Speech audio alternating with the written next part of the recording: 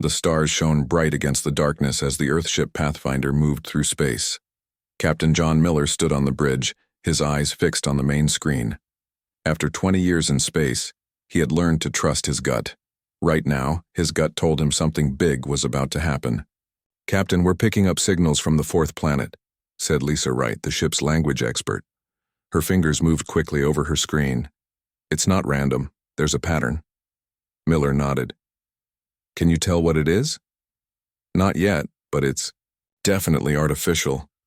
Lisa's eyes lit up with excitement. This was why she had joined the mission, to find others among the stars. The Pathfinder had been exploring this system for 3 days. Earth had sent out dozens of ships like it after discovering faster-than-light travel 10 years ago. Humans had settled on 5 planets outside their home system. But until now, they had found no signs of intelligent alien life. "Put us in orbit, around the 4th planet," Miller ordered, "and call the science team to the bridge." As the ship changed course, Miller sent a message to Earth. Admiral Paul Bennett would want to know about this right away. First contact was what they had been waiting for, what they had been preparing for. 6 hours later, the Pathfinder entered orbit. The planet below was mostly blue, with 2 large continents. And on the night side, they could see lights. Cities. Or what looked like cities. "Captain," Lisa called out, "I'm receiving a transmission directed at us. They know we're here." Miller took a deep breath. "Put it on the main screen." The screen filled with an image that made everyone on the bridge fall silent. The alien had a tall, slender body covered in pale blue scales. Its head had 4 eyes, arranged in a diamond pattern. When it opened its mouth to speak, they saw rows of small, sharp teeth. Lisa worked quickly at her station as strange sounds came from the speakers. After a few minutes, her translation program began to make sense of the language. "We welcome you, travelers," the alien said, its words now translated into English. "I am Zarthal, representative of the Kthani Imperium. We have been watching your approach." Miller stepped forward. "I am Captain John Miller of the Earth vessel Pathfinder. We come in peace, seeking friendship and knowledge." Zarthal's upper eyes blinked. "The Imperium is always pleased to meet new species. We invite you to our surface facility for proper greetings." After the transmission ended, Miller called a meeting with his officers. "I don't like it," said Security, Chief Greg Wilson. "We know nothing about them. It could be a trap." Lisa shook her head. "This is historic. The first alien civilization we've encountered. We can't respond with suspicion." Miller considered both views. "Lisa is right. We came to make contact. But," he nodded to Wilson, "we'll be careful. Lisa, you'll come with me and a small team. Everyone will be armed, but weapons stay hidden unless absolutely necessary." The landing shuttle touched down near a gleaming structure that rose from the planet's surface like a silver tree. Zarthal waited with several other Kthani officials. They were all dressed in flowing robes with symbols that probably showed their rank. Lisa stepped forward and performed the greeting she had seen in the transmission. Zarthal seemed pleased. "You learn quickly," the alien said. "The Imperium values intelligence in other species." Over the next few days, the humans learned that the Kthani Imperium controlled over 300 star systems. They were the dominant power in this part of the galaxy and had been for thousands of years. They spoke of their history with pride, of the many species that had joined their empire. "Joined or been conquered?"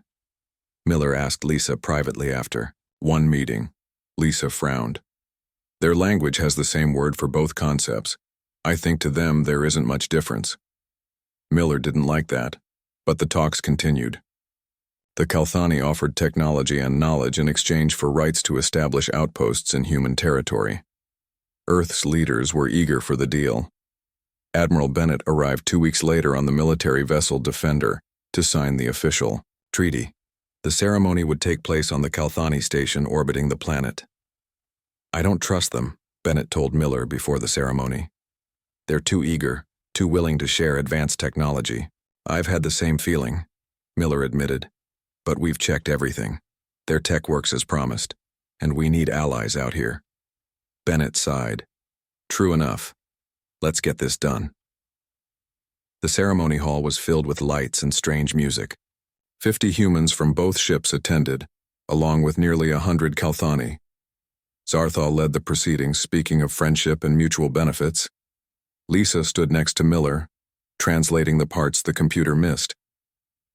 "Something's wrong," she whispered suddenly.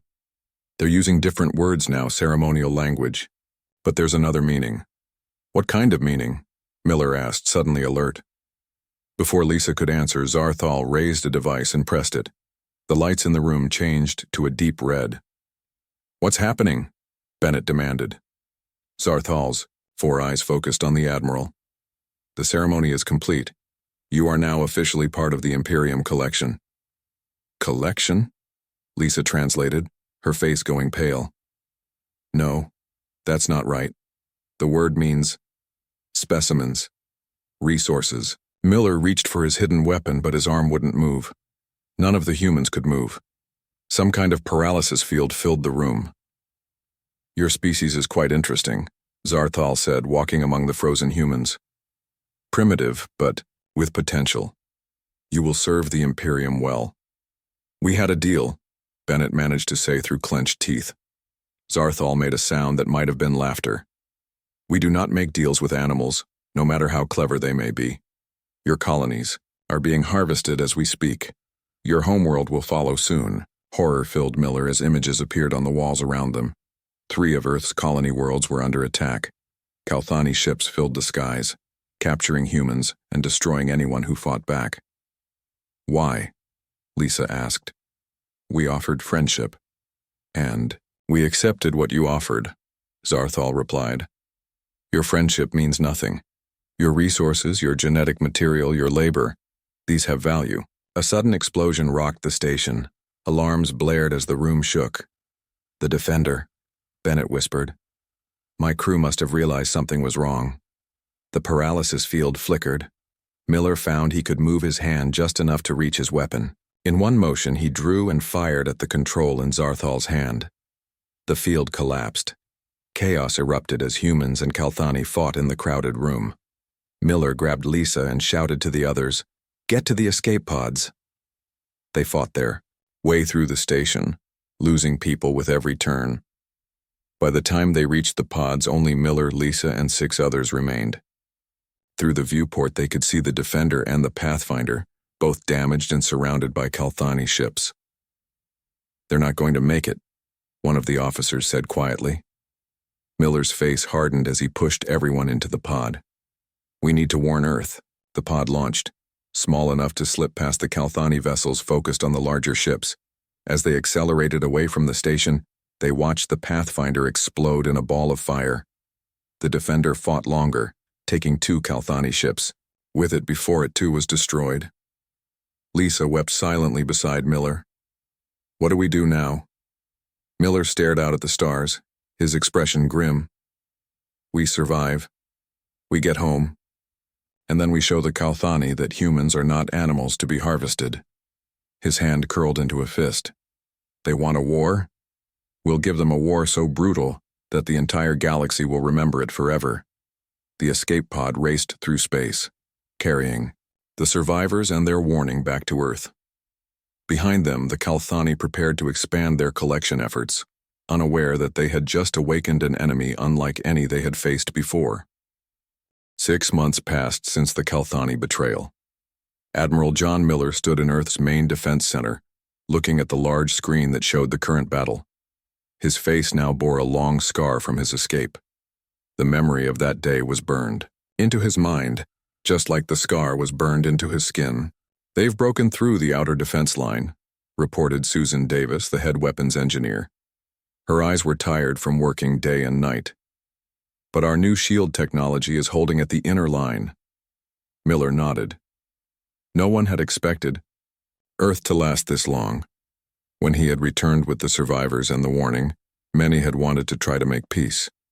But the images they brought back of the colony worlds showed the truth. The Kthani did not want peace. They wanted slaves and resources. "How are the new weapons performing?" Miller asked. Susan brought up a different screen. "Better than expected.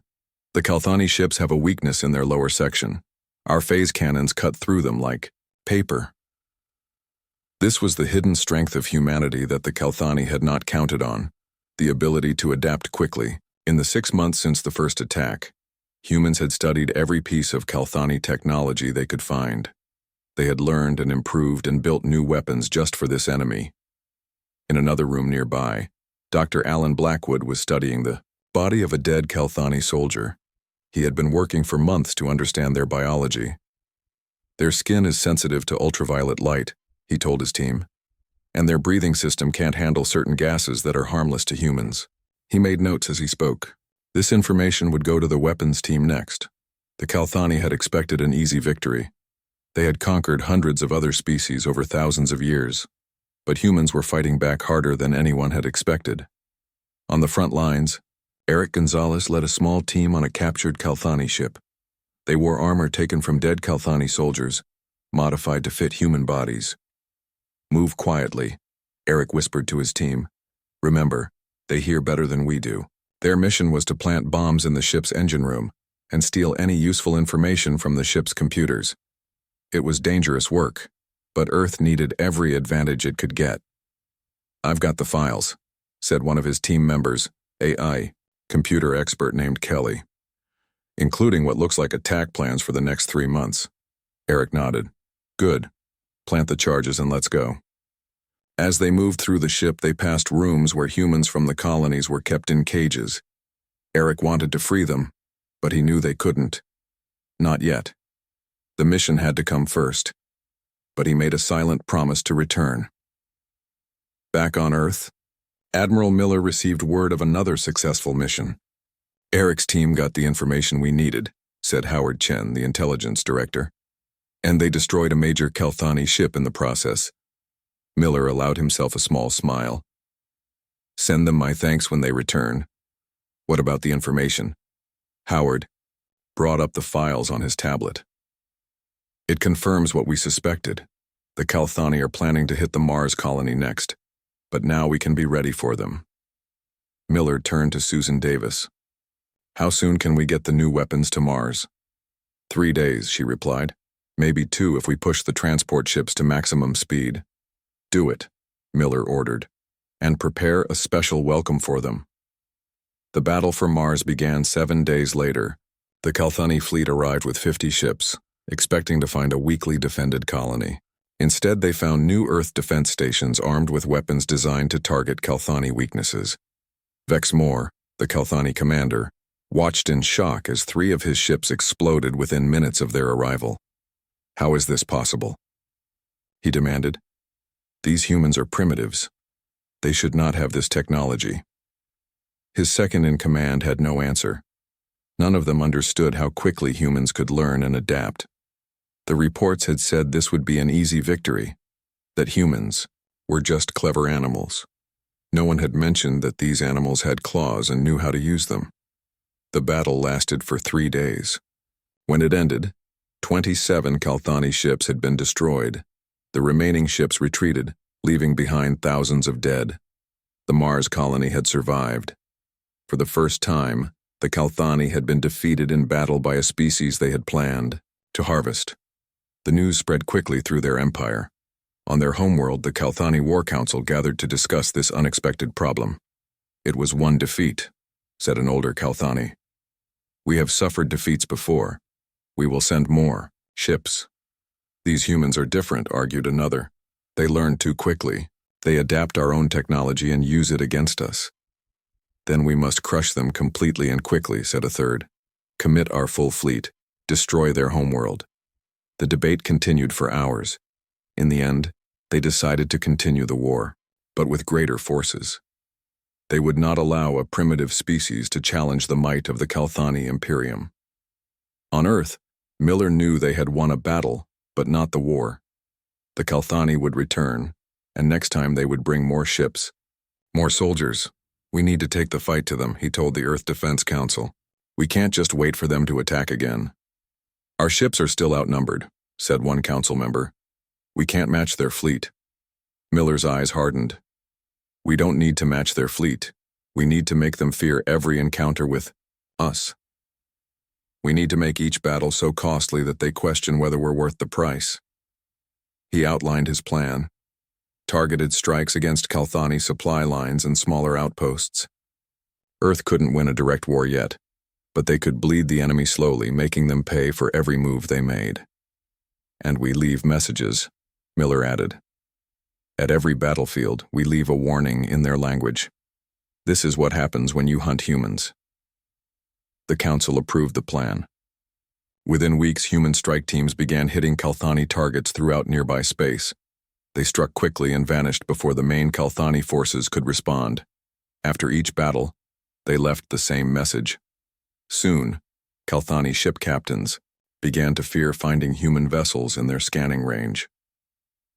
On a distant world at the edge of Kthani space, a member of a species that had been conquered centuries ago watched news of the human resistance with interest. The Kthani had told everyone that the humans would be quickly defeated. Instead, the humans were fighting back with unexpected ferocity. "Perhaps," the alien whispered to others of its kind, "the Kthani are not as invincible as they claim." Word spread quietly from planet to planet. Other species that had lived under Kthani rule for generations began to watch the human war with growing hope. If humans could fight back, could others? 1 year after first contact, the galaxy was changing. The war that was supposed to be a simple harvest had become something else. A brutal conflict that was shaking the foundations of the Kthani Imperium. And humanity, despite all odds, was still standing, still fighting, and learning to hit back harder with each passing day. The stars seemed dimmer now, as if they too feared the war that raged across this corner of the galaxy. 1 year had passed since the first Kthani attack, and the conflict had grown more brutal with each passing month. Admiral John Miller stood on the bridge of humanity's newest warship, the Vengeance. It was larger than any ship Earth had built before, with weapons designed specifically to tear through Kthani defenses. "All systems are ready, Admiral," reported Liz Ramirez, the ship's pilot. Her hands moved confidently over the controls. Once she had flown small transport ships. Now she commanded the most powerful human vessel ever created. Miller nodded. "Begin the jump sequence. Let's show the Kthani what we've been building."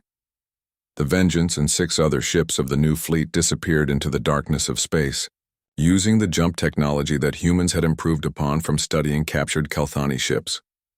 Their destination was Kthani supply base Thren 4, deep in enemy territory. No human ship had pushed this far into Kthani space before. It was a bold move, one that the enemy would not expect. That was the point. On Earth, General Kate Murphy prepared her ground forces.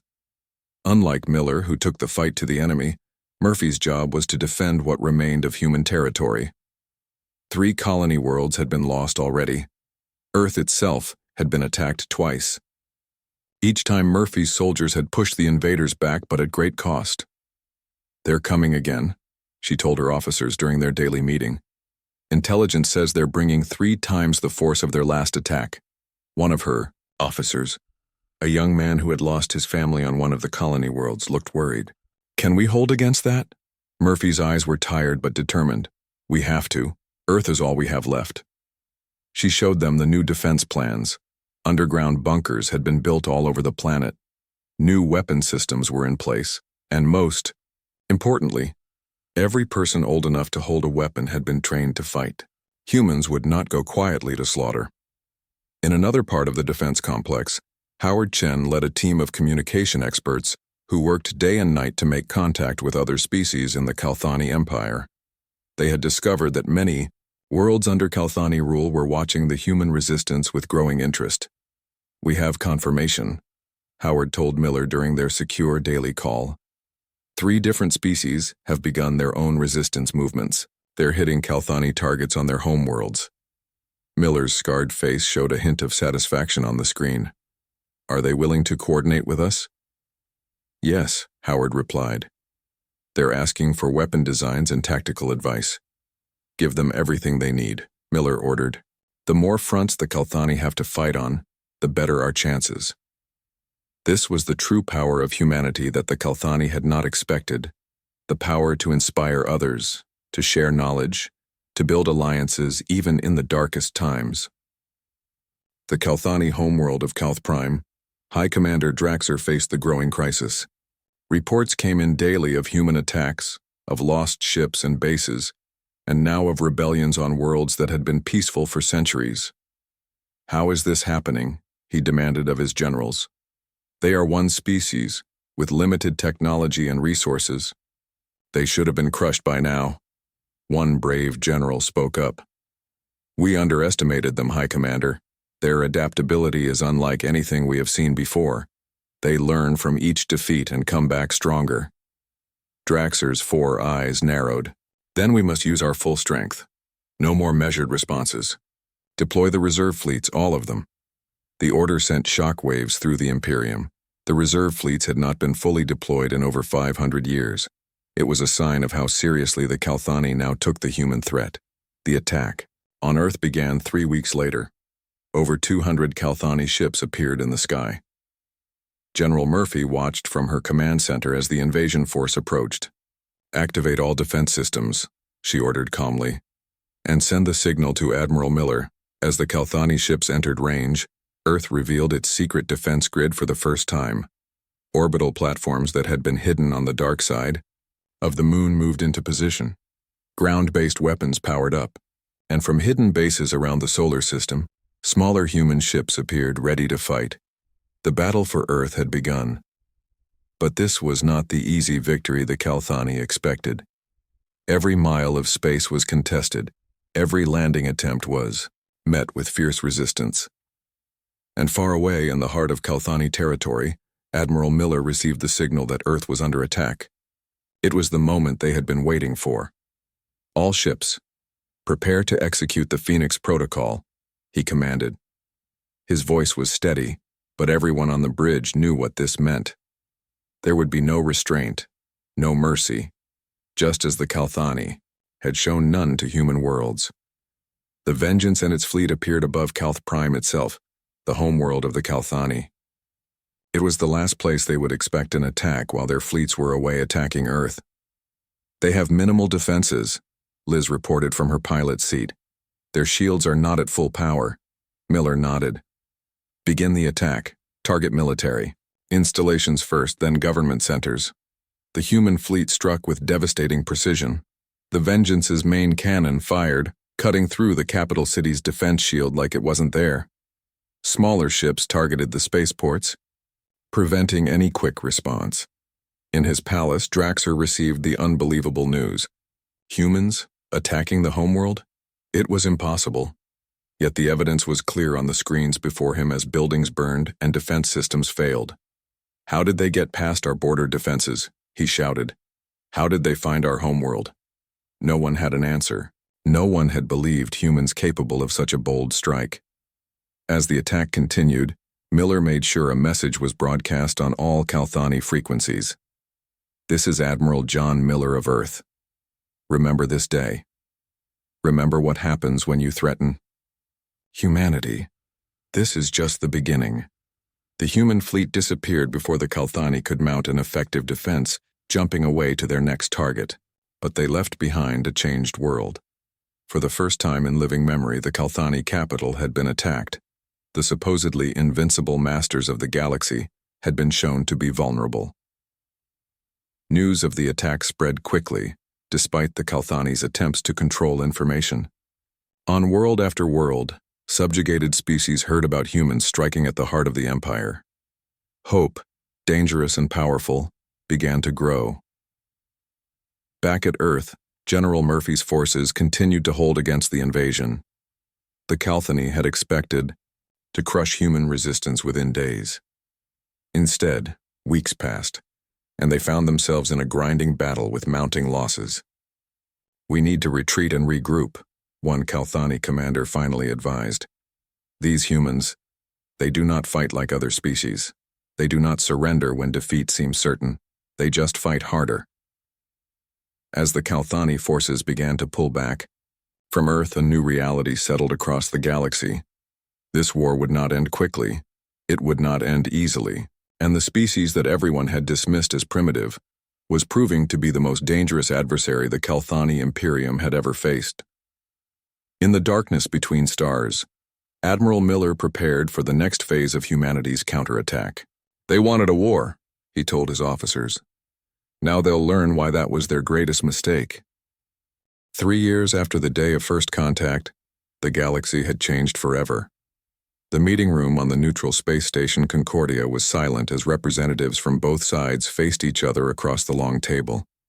On one side sat the Kthani delegation, their once proud posture now stiff with defeat. On the other side were the humans, led by President Ellen Foster and Admiral John Miller. No one had expected this day to come. No one had imagined the mighty Kthani Imperium would seek peace. But after 3 years of brutal warfare, even they had learned that some enemies could not be conquered. The terms are non-negotiable, President Foster said, her voice firm but not cruel. She had been elected 6 months ago with a promise to end the war, but not at any cost. Earth and all human colonies will remain free. The 3 worlds you be destroyed will be replaced with worlds of equal value from your territory. Supreme Overlord Krathven, ruler of the Kthani, stared at the human leader with all 4 of his eyes. In the 3,000 years of the Imperium's history, no one had ever dictated terms to them. Yet here they were. You ask for much, he said finally. Admiral Miller, his face now bearing multiple scars from battles across the stars, leaned forward. We ask for less than you tried to take from us. No one could argue with that truth. The Kthani had come to harvest humanity. Instead, humanity had fought back with such ferocity that the galaxy still trembled from the conflict. There is more, President Foster continued. All species currently under Kthani rule will be given the choice to remain or leave. No species will be harvested or enslaved again. This demand caused murmurs among the Kthani delegation. Their empire was built on the conquest and use of other species, but they had no choice. Over the past year, as human forces pushed deeper into their territory, many subjugated worlds had risen in rebellion. The Imperium was fighting on too many fronts. We accept these terms, Krathven said finally. His voice held no emotion, but everyone could see what this moment cost him. After the meeting, Miller stood by a large window, looking out at the stars. Ambassador Lisa Wright joined him there. She had survived the initial betrayal and had spent the war years learning everything about the Kthani and other alien cultures. Now she was leading the peace efforts. Did you ever think we'd see this day? She asked quietly. Miller's scarred face showed little emotion, but his eyes had softened somewhat. No, I thought I'd die fighting them. Lisa nodded. Many did. The cost had been high. Earth had lost millions of people. Entire cities had been destroyed. 3 colony worlds had been wiped out completely. But humanity had survived, and more than that, they had won. Was it worth it? Lisa asked, not really expecting an answer. Miller was silent for a long moment. Ask me in 20 years when children can grow up without fearing the skies.